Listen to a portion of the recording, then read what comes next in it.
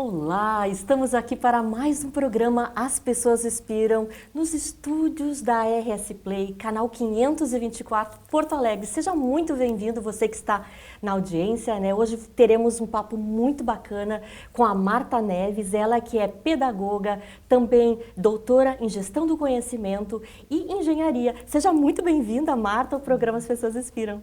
Olá, Eliane, olá a todos que nos assistem. Obrigada pela oportunidade aqui. É um programa que eu admiro muito, pela inspiração.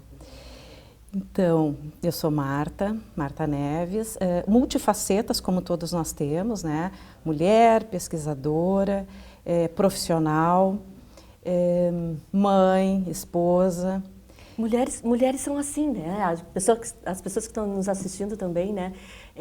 Hoje vão encontrar muitas facetas de uma mulher, né? Ela estava comentando que é pesquisadora, trabalha com gestão de pessoas também, uma área muito importante dentro das organizações. E eu queria que tu começasse, Marta, antes de tu responder as perguntas, né? Falar um pouquinho sobre a tua trajetória profissional. Uhum.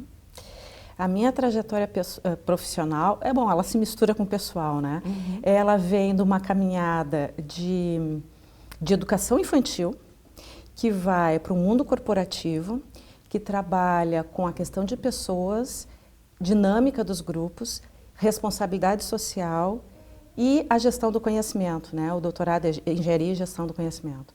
E nessa caminhada, passo pela sustentabilidade, hoje ESG, né? Em torno de 20 anos nessa caminhada, e os últimos 10 anos muito focado na dimensão humana, no social, no S do ESG. E ali passando pela questão da acessibilidade, da diversidade, e que dialoga muito com o mundo corporativo. Muito com a questão assim da sustentabilidade de uma organização quando ela olha para a diversidade do público interno e também do público externo. É uma via de mão dupla, de enriquecimento, se há uma percepção aguçada para isso. Perfeito, né? E tu trouxeste uma coisa que eu valorizo muito, né? E até as pessoas que me seguem nas redes sociais, né? Eu falo muito dessa questão do profissional e da vida, né? Porque realmente, como você falou, é tudo muito junto, misturado, né? A gente não consegue hoje, dentro dos nossos espaços corporativos, trazer só uma parte de nós, né? E eu, assim, sou uma entusiasta dessa questão de a gente trabalhar as pessoas, né? De valorizar o que elas têm de melhor. E é muito importante que os líderes que estão nos ouvindo, empreendedores, né? Eles saibam disso. E você é um exemplo, né? Que traz essa temática para dentro das organizações, principalmente da diversidade, da mulher, né? Eu queria que tu falasse um pouquinho sobre isso também. Sim, cada vez mais se percebe, e isso há muita teoria, muito estudo, muita pesquisa e muito feeling das pessoas quando elas estão realmente atentas a isso, né? Quando se dá atenção à cultura, quando se dá atenção à origem de uma pessoa, a sua questão social, sua questão de vulnerabilidade, sua questão de acessibilidade necessária, é uma complexidade e a gente vive muitas complexidades hoje. E para isso ser, vamos dizer, superado, e é uma busca constante, né, porque as necessidades estão presentes, somente integrando essas pessoas, integrando essas diferentes experiências, diferentes olhares para conseguir construir soluções. E aí todo mundo ganha. Ganha a pessoa que está sendo integrada, que está sendo realmente incluída dentro daquela organização e o aprendizado daquela organização. O que ela aprende com isso, que novas soluções ela tem, até mesmo para se relacionar com o seu próprio público externo. Novos produtos, novos serviços. Exatamente, né? E é uma coisa bem legal, Marta, porque eu vim da área corporativa também, né? Transitei pela área da academia, né? E eu sempre senti, e falei já em outros programas aqui, que é às vezes uma distância um pouquinho maior do que precisava, né, entre o mundo acadêmico e o mundo corporativo. Como é que tu enxerga isso dentro das tuas pesquisas, né? Como é que foi essa aproximação para ti? Num primeiro momento, a gente passa por uma situação de ET. Eu vou te dizer assim, em ambos os mundos. Primeiro porque a questão acadêmica, ela tem que ser traduzida dentro de uma organização, para uma linguagem mais acessível, compreensível, né, objetiva. E no mundo acadêmico, às vezes, há um preconceito na questão da corporação também. E estar dentro de uma universidade corporativa como eu passei é um momento muito rico de fazer esse diálogo. É um momento de exigência para ti como profissional para poder integrar essas linguagens e também aprofundar, trazer o aprofundamento necessário para o mundo corporativo, mas respeitando as suas características, as suas culturas, a sua própria linguagem, né? Exato. Então, e ganha também a academia com essa questão da aplicabilidade, de trazer cases reais. Então, essa experiência dentro da pesquisa, ela é muito enriquecedora, tanto para a academia, quanto para o mundo corporativo. Perfeito. E tu tens uma trajetória também que é bem assim múltipla, né? Engenheira, né? Depois gestora de conhecimentos, né? Fez gestão de conhecimento, depois pedagoga. Como é que foi isso para ti? Te enriqueceu? Vale a pena a gente ter essas múltiplas fontes aí de conhecimentos? Sim. Eu sou pedagoga, né? O mestrado com foco em educação para sustentabilidade, e a linha de pesquisa, o doutorado, ele se chama Engenharia e Gestão do Conhecimento. Porque é engenharia do conhecimento, mídia do conhecimento e gestão do conhecimento. E a minha ênfase é em gestão do conhecimento. Maravilhoso. E por que isso? Isso é dentro da Universidade Federal de Santa Catarina, porque ele vem uma transdisciplinariedade e vem de uma questão de construção de conhecimento realmente construindo entre os especialistas da academia e os especialistas do mundo corporativo, né? Então, a minha tese, ela vem diretrizes e métodos para um desenvolvimento organizacional sustentável com base na equidade dos stakeholders. Mas, para isso, precisa ter o olhar acadêmico, de aprofundamento do conhecimento científico, mas o olhar de quem lida também, o especialista lá no dia a dia, na organização, no seu cotidiano com o mundo corporativo, né? Com a organização. Então, isso dá um embasamento e uma riqueza muito grande de experiências, tanto em nível teórico como no nível do cotidiano, das experiências de uma organização. E dentro das tuas pesquisas, assim, tu conseguiste colocar em prática? Queria que tu falasse um pouquinho sobre a ação, né? Porque às vezes as pessoas pensam assim, eu vou para o mundo acadêmico, né? Tem tantas coisas legais, mas será que eu consigo colocar isso na prática mesmo, né? Mas tem muita coisa que está rolando também, né? Então, Marta... Sim, tem várias experiências que poderiam ser relatadas, mas tem uma assim, que bate muito no meu coração, que é uma estratégia de educação voltada para a acessibilidade, que ela foi de uma construção, de uma estratégia de educação para o público da organização, mas envolvendo a comunidade. Então, nós construímos em vários locais do Rio Grande do Sul e Santa Catarina eventos com a comunidade, com o público interno da organização e a comunidade, para que aquele evento ele pudesse ser acolhedor a todas as pessoas, um evento cultural que tivesse a recepção, o evento propriamente dito e a despedida. E ali todas as pessoas, com todas as suas limitações ou não, participavam daquele evento. Então ali se via a estrutura do local, se via a questão da linguagem, da comunicação, do acolhimento e de uma roda de conversa ao final de como é que as pessoas perceberam o evento e se sentiam.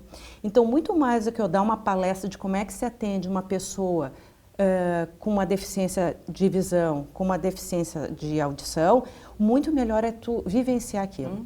E realmente ali foi muito transformador, porque as rodas de conversa traziam questões não só da deficiência, da questão da mulher, da questão do preconceito, da questão racial. E aí se ampliou para um foco de diversidade. Então, é escuta, é empatia, é valorizar o que já existe na região, potencializar as estratégias já existentes, né? Dar visibilidade. E uma coisa importante, Marta, quando tu falas, né, eu sempre penso, né, as pessoas às vezes se confundem nas nomenclaturas. O que é diversidade, o que é inclusão, né? Eu queria que tu falasse para as pessoas que estão nos ouvindo aqui, né, o quanto é importante a gente ter realmente dentro dos processos corporativos um espaço para pensar sobre isso, né? Tu falaste em diálogo e tudo mais, mas eu penso assim, fazer GTs de conhecimento dentro das organizações, elas podem, né, trazer novos pensares, né? E queria te ouvir nisso também. Se nós formos pensar em diversidade, todos nós aqui nesse estúdio, quem nos ouve, tem a sua diversidade. Seja cultura, seja aspectos físicos, seja questão gênero, questão de deficiência, enfim. No momento que se insere dentro de uma organização, dentro de uma empresa, eu vou incluir essas pessoas. Eu vou ter um ambiente adequado para elas poderem trabalhar, eu vou respeitar o seu nome social num crachá, enfim, tem várias características que eu posso integrar essa pessoa. Agora, na questão de mérito, na questão de promoção, eu dou as mesmas oportunidades para que todos possam trabalhar. A pessoa que tem uma deficiência visual, ela tem um monitor adequado para ela poder trabalhar. A pessoa que é trans, ela está sendo respeitada nas suas características, no seu contexto, dentro do diálogo, dentro de um ambiente de trabalho saudável. A mulher que é mãe, enfim, o pai que tem uma licença paternidade. Então, são vários aspectos que a pessoa realmente ela vai ter uma equidade de iguais oportunidades para poder ter a performance esperada dentro de uma organização. E isso gera pertencimento. Se eu me sinto respeitada, compreendido e podendo trabalhar e dar a produtividade em condições iguais, eu tenho sensação de pertencimento. Aí a gente tem diversidade, inclusão, equidade e pertencimento. Olha que bacana, né? E Marta, curiosidade aqui para quem está nos ouvindo, né? Conta para nós. Tu tiveste assim, transições, né, da tua carreira. Quando é que foi que caiu assim a ficha? Tipo, eu preciso olhar para as pessoas mais. Eu entendo que o que a gente passa na questão pessoal, ela insere muito. E numa das transições que eu fiz, acionou muitos gatilhos. Gatilhos de apego, gatilhos de competência. Nisso, ao mesmo tempo, veio o mestrado, depois veio o doutorado. E essa experiência com a acessibilidade de viajar para as comunidades, de construir, foi nutritivo. E ali se percebeu assim, isso não é frescura. Desculpa a expressão. Mas isso realmente é uma troca e é enriquecedor. E aí a gente vai ver o momento atual de o quanto nós precisamos pensar em dimensões, como nós somos, como nós pensamos, como nós nos relacionamos, colaboramos e agimos. Que aí vai dar um gancho para outro viés. Sim, a gente tem na pauta aqui para falar sobre os IDGs, né? O que são os IDGs? Que são os Objetivos de Desenvolvimento Interno, né? Mas para que eles existem, né? A Marta vai falar um pouquinho também sobre isso. Entre outros aspectos, eu sou voluntária, somos membros desse movimento, o Winners, né? Que ele inicia com pesquisadores e cientistas pensando por que os objetivos de desenvolvimento sustentável são tão difíceis de alcançar ou até deixam de ser perseguidos. E tem muito com esse movimento interno nosso, de como é que nós nos colocamos no mundo, como é que nós nos sentimos, pensamos e agimos. E essas dimensões que eu acabei já relacionando, o ser, o pensar, relacionar, colaborar e agir, ele está muito nisso de como é que nós percebemos os nossos sentimentos, os nossos pensamentos, como é que nós nos relacionamos de uma forma que seja saudável, de bem-estar, colaborativa, né, no intuito de ser algo que eu possa contribuir com as questões de complexidade que tem e vendo os potenciais que nós temos aqui para articular e poder agir com coragem, agir com otimismo no momento que já se tem esse propósito claro, né? Com certeza. E esses aspectos eles vão ser muito bem trabalhados pelo Dan Siegel no Congregar em setembro aqui em Porto Alegre, para quem quer também se aprofundar mais nos IDGs. Com certeza, né? Já fica aí uma dica maravilhosa, né? Porque eu já fui em vários eventos da ABRH e são espetaculares. Então, assim, não perde, vai lá no Google e procura e já se inscreve porque vale muito a pena, né? E eu acho que essa visão, né, Marta, das pessoas, né, desse olhar mais humano na gestão, ela talvez a gente precise, não sei se tu teve alguma experiência, de cuidar das lideranças, né? Como é que a gente faz as lideranças perceberem que isso é possível? Porque às vezes elas não percebem, né? As pessoas estão ali precisando, né? Mas a liderança está olhando para um outro lado. Como é que é na prática isso? É que nós todos somos atravessados por essa cultura, né? E a liderança também. e precisar se desenvolver com esse olhar. E por isso que muitas vezes se diz assim, tem que vir de cima para baixo. Porque esse olhar, esse entendimento, essa visão, ela precisa realmente ser trabalhada e exemplificada na atitude. Então, assim, se nós vamos trabalhar uma questão, seja de assédio, questão de violência contra a mulher, que a gente está no Agosto Lilás, né? O primeiro momento é trabalhar com essa visão. Sim. Porque não é ter receio, não é dizer, a gente está puxando um problema para nós. Problema que não é nosso, é da sociedade. Não. Esse problema, se a gente quer trabalhar em lucro e negócio, ele vai gerar o quê? Dias de afastamento, baixa produtividade, internação, plano de saúde, aposentadoria precoce. Então, assim, se quer olhar pelo viés do negócio e do lucro, prejudica diretamente. Mas tem um aspecto que é a questão de um ambiente saudável para todos. Porque quando uma pessoa não está bem no ambiente, a gente sabe que reflete em todos. Na família é assim, no ambiente de trabalho é assim. E o líder muitas vezes não sabe como lidar também com isso. Com certeza, né? Então, na verdade, a gente tem que olhar para tudo, né? Mas sempre, em tudo que a gente fala, né? A gente fala em inovação, fala em desenvolvimento, né? Em lucro. Tudo começa com as pessoas, né, gente? Então, aqui fica a dica de ouro, né? Pessoas aqui vão fazer essa transformação acontecer e a gente precisa olhar para elas, né? De coração, porque realmente a gente sabe, por vivenciar, já acompanhar algumas empresas que se dedicaram a isso, né? E tem uma produtividade aí com pesquisas maravilhosas que demonstram na prática que realmente a gente está num caminho certo, né? Mas tu comentaste ali do Agosto Lilás, né? O que é o Agosto Lilás aqui para as pessoas que estão nos ouvindo? É um tema que está bem recorrente agora, nesse período de agosto, né? Então, assim, vejamos algumas estatísticas. Só no primeiro semestre, no Rio Grande do Sul, 36 feminicídios, mais de 26 mil casos, seja de lesão corporal, estupro, tentativa do feminicídio, no Rio Grande do Sul, né? Então, o Agosto Lilás, ele vem para marcar esse olhar mais sensível e de autorresponsabilidade da sociedade. Porque a gente tem muitas expressões que reforçam essa cultura na gente. Não se mete a colher. Por que não sai da relação? É porque gosta. E aí a gente vai tendo... a pessoa não consegue controlar suas emoções. Então, se a gente for vendo essas frases que afirmam essa cultura que menospreza a mulher, né? Todos nós somos atravessados pela essa cultura. E o Agosto Lilás vem para sensibilizar esse olhar e para perceber assim, a responsabilidade que nós podemos ter em atuar junto e de ter essa sororidade, né? De poder ser parceiros e olhar e mostrar redes de apoio, mostrar denúncias até anônimas, porque a pessoa não sai muitas vezes de uma relação por várias circunstâncias. É filho, é dependência financeira, é medo. Existe violência de todas as formas, né? Física, psicológica, moral. Em todas as classes sociais também, né? A gente percebe, né? Não é uma coisa assim, de uma classe X ou Y, não. Isso ocorre em vários espaços, às vezes do lado de nós, né?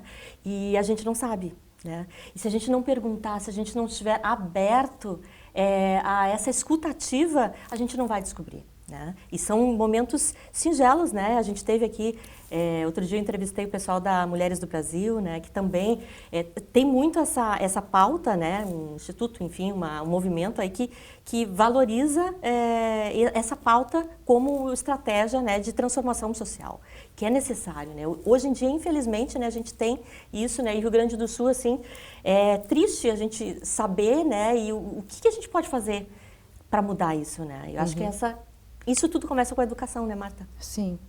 Educação dentro da família também. Como é que nós reproduzimos falas, atitudes dentro da própria família sem a gente se dar conta. Então, como é importante falar, ler histórias, ouvir depoimentos, porque nos ajudam a pensar e perceber esses vieses que a gente carrega e que não é por mal, é por desconhecimento e não parar para olhar.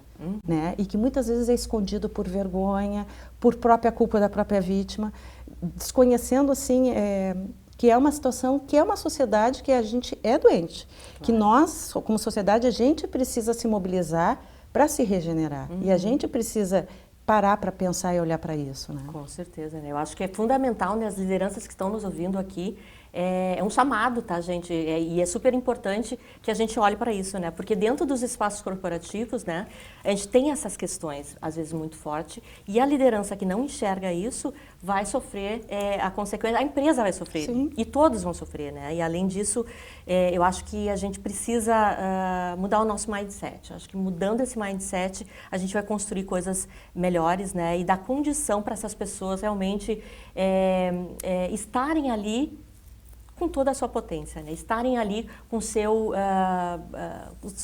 propósito maior conectado com a nossa empresa, sabe? Então, queria te ouvir também. Como é que a gente consegue fazer isso, né? Eu sei que é difícil, mas com a escutativa, mas tem mais alguma outra dica que tu gostaria de nos passar com relação a isso? Eu comentei rapidamente que não é entender que está trazendo um problema que é de fora para dentro da organização. Esse problema está ali dentro da organização. Há estatística, e eu não vou agora arriscar dizer o número da estatística, mas que muitos casos da violência acontecem no entorno do trabalho da mulher.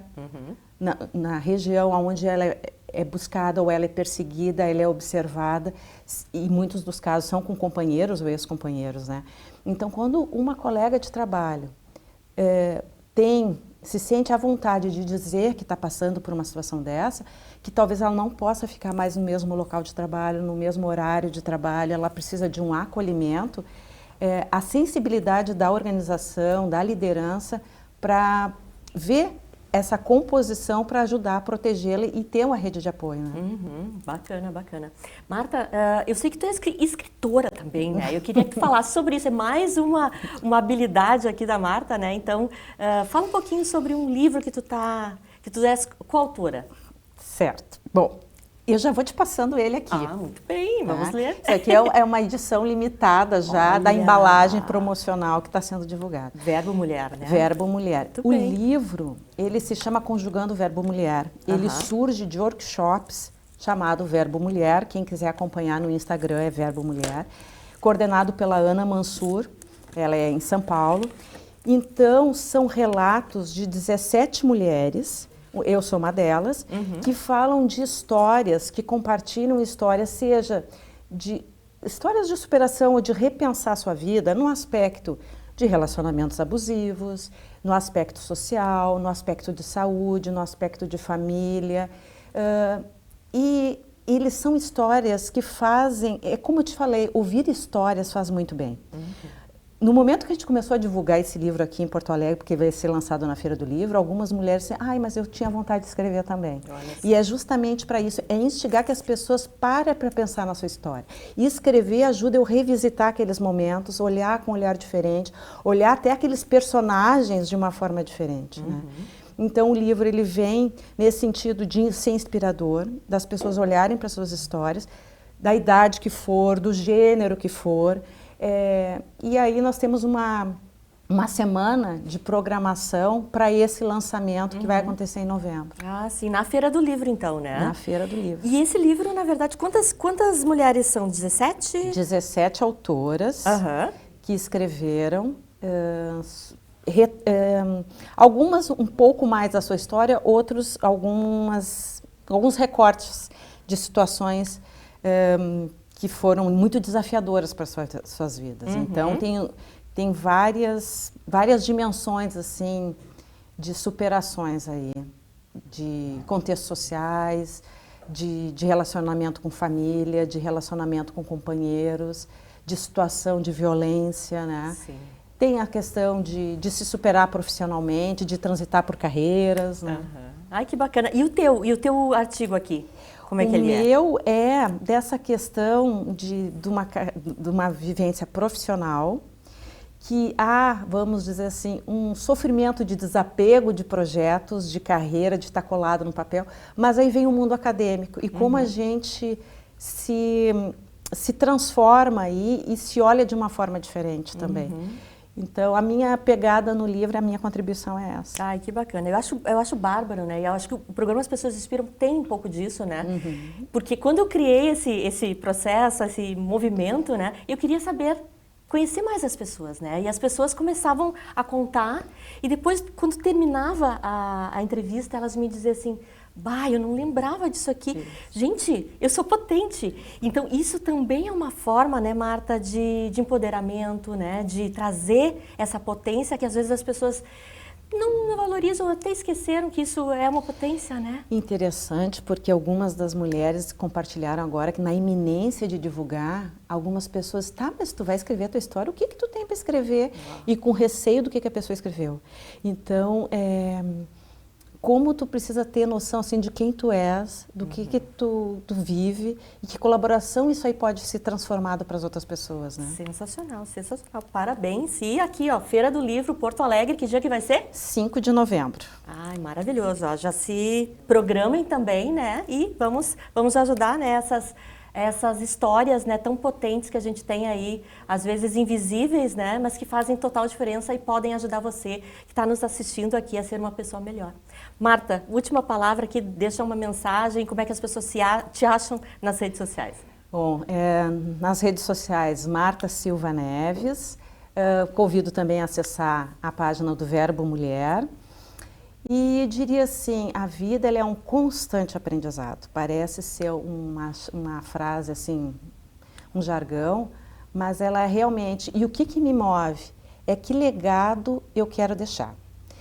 Pelo que eu quero ser lembrada, né? Então, isso é que me move a minha jornada. E está aqui agora contigo também. Ai, muito bom. Muito obrigada, Marta. É um prazer estar aqui contigo, né? Com a audiência que está nos ouvindo, né? E já espero você na próxima semana, terças-feiras, 11 horas da manhã, e depois ter reprise, né, durante a semana, né? Mas com mais um programa As Pessoas Inspiram, tá bom? Beijo no coração e até breve.